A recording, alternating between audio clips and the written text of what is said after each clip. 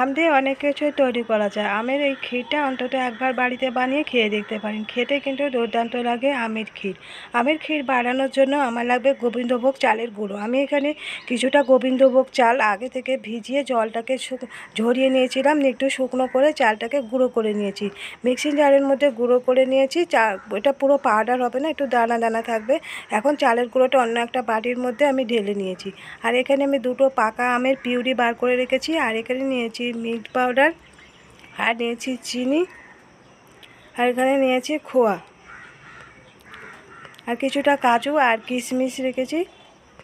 আর এখানে আমি কড়াইয়ের মধ্যে প্রথমে 1 লিটার দুধ জাল করতে বসিয়ে দিয়েছি। দুধটাকে প্রথমে ফুটিয়ে নেব। আপনারা এই ক্ষীরটা চাইলে ফুল ক্রিম মিল্ক দিয়েও করতে পারেন, সেক্ষেত্রে বেশি আরও খেতে খুবই ভালো হয়, যেহেতু দুধটা একটু ঘন হয়। দুধটা হালকা গরম হয়ে গেছে, এর মধ্যে আমি প্রথমে পাউডার দুধটা দিয়ে দিচ্ছি। হালকা দুধটা গরম হলে এর মধ্যে পাউডার দুধটা দিলে খুব সহজে দুধের সঙ্গে মিশে যাবে।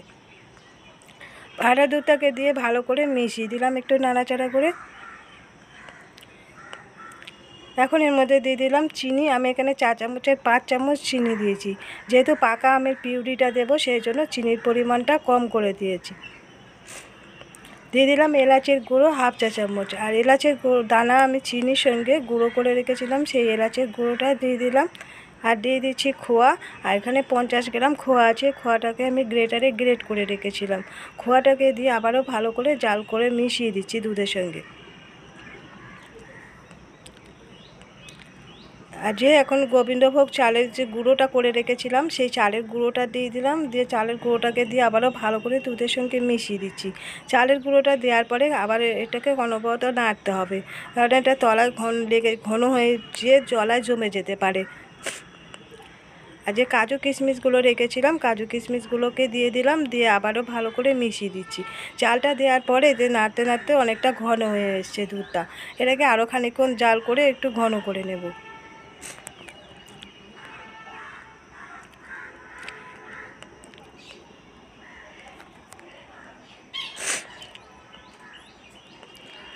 এখানে ক্ষীরের চিনির পরিমাণ আমি যতটা দিয়েছি, চিনি আর আম দেবো যেহেতু, এবারে যে মিষ্টি কম খেতে পছন্দ করেন যারা, সেরকম বুঝে মিষ্টিটা অ্যাড করবেন।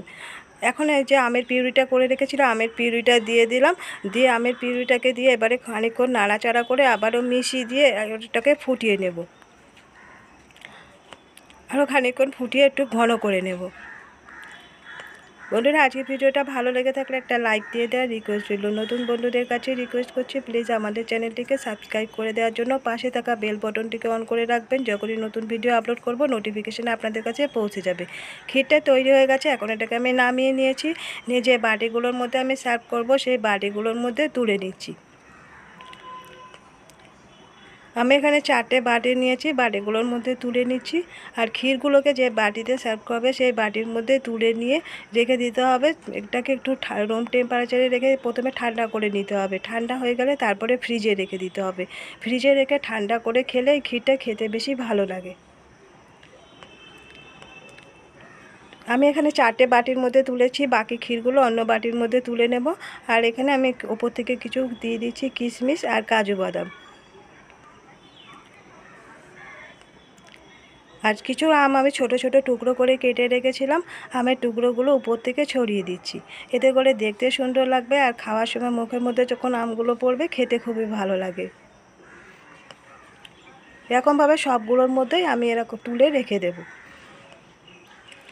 আর এই ক্ষীরটা রেখে দেওয়ার পরে যখন ঠান্ডা হয়ে যাবে আর একটু ঘন হয়ে যাবে, ফিরনির মতো, ঠিক খেতে কিন্তু খুবই ভালো লাগে। এরকমভাবে আমের ক্ষীর তৈরি করে দেখতে পারেন। আমের সিজনে খেতে কিন্তু দুর্দান্ত লাগে।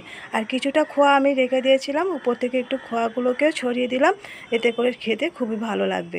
তৈরি হয়ে গেছে আমের ক্ষীর। আর কেমন লাগলো বন্ধুরা আজকের ভিডিওটা কমেন্ট করে জানাতে ভুলবেন না। ভালো লাগলে একটা লাইক দিয়ে দেবেন এবং শেয়ার করে দেবেন।